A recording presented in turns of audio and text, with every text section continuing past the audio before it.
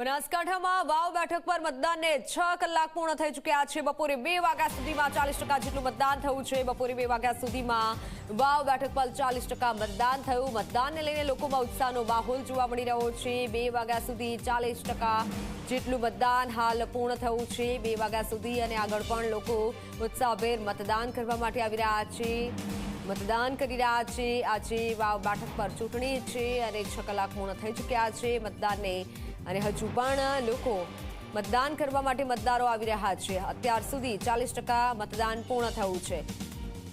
બનાસકાંઠાથી મારી સાથે સંવાદદાતા, વાવ બેઠક પરથી મારી સાથે સંવાદદાતા ગૌરવ જોડાઈ ચૂક્યા છે। ગૌરવ, અત્યાર સુધી 40% મતદાન પૂર્ણ થયું છે, શું હજુ પણ મતદારો આવી રહ્યા છે? કેટલા ટકા મતદાનની શક્યતા હાલ રખાઈ રહી છે?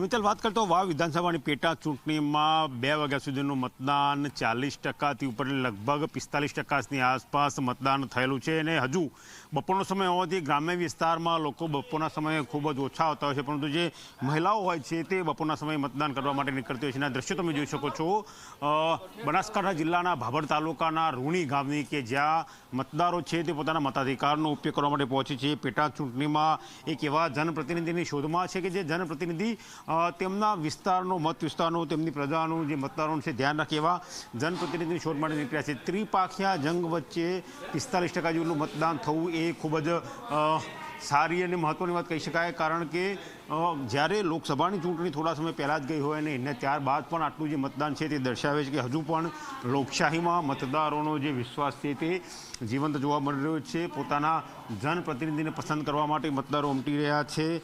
ગુલાબસિંહ રાજપૂત કોંગ્રેસ, સ્વરૂપજી ઠાકોર ભારતીય જનતા પાર્ટી, અપક્ષના 8 ઉમેદવારો તે પૈકીના સૌથી મજબૂત જે દાવેદાર તરીકે ઉભરી આવ્યા છે તે છે માવજીભાઈ પટેલ, અને મતદારોને આકર્ષવામાં રાજકીય પક્ષોએ કોઈપણ પ્રકારની પાછીપાણી કરી નથી। સામાજિક સંમેલનો હોય, જાહેર સભાઓ હોય, ખાટલા બેઠકો હોય, તે બેઠકો કરીને મતદારોને પોતાના તરફ આકર્ષવા માટેના પૂરતા પ્રયત્નો જે ઉમેદવારો છે તેમના દ્વારા કરવામાં આવ્યા હતા। તમે દ્રશ્યો જોઈ શકો છો કે રૂણી ગામના જે સ્થાનિક નાગરિકો, મતદારો છે, તેઓ મતાધિકારનો ઉપયોગ કરવા માટે પહોંચ્યા છે, અને ક્યાંક એમની અપેક્ષા છે કે જે પડતર પ્રશ્નો હોય પોતાના વિસ્તારના તે સારી રીતે પૂર્ણ થાય। તેમની જે લાગણી અને માગણી છે તેના વાચા અને તેના પડઘા ગાંધીનગરમાં પડી, અને જે અહીંના સિંચાઈના પાણીના પ્રશ્નો હોય, પીવાના પાણીના પ્રશ્નો હોય, આરોગ્યની સુખાકારીની વાત હોય, શિક્ષણની વાત હોય, તે જે પ્રશ્નો છે તેનો સુપેર ઉકેલ આવે તેવી લાગણીની અપેક્ષા સાથે સારા જનપ્રતિનિધિની શોધ માટે મતદાન માટે લોકો ઉમટ્યા છે। હાલ થોડું નીરસ વાતાવરણ બપોરના સમયે લાગી રહ્યું છે।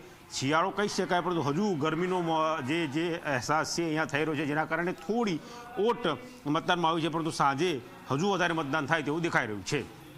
બિલકુલ ગૌરવ, આભાર માહિતી બદલ। સતત અપડેટ આપતા રહેજો। તો હાલ બપોરનો સમય છે, મહિલાઓ પણ આવી રહી છે મતદાન કરવા માટે, અને સાથે જ જો વાત કરવામાં આવે વાવ વિધાનસભા બેઠકની, તો ત્યાંના જે સ્થાનિક પ્રશ્નો છે તે જોઈ અને મતદાન થતું હોય છે અને લોકો મતદાન કરતા હોય છે।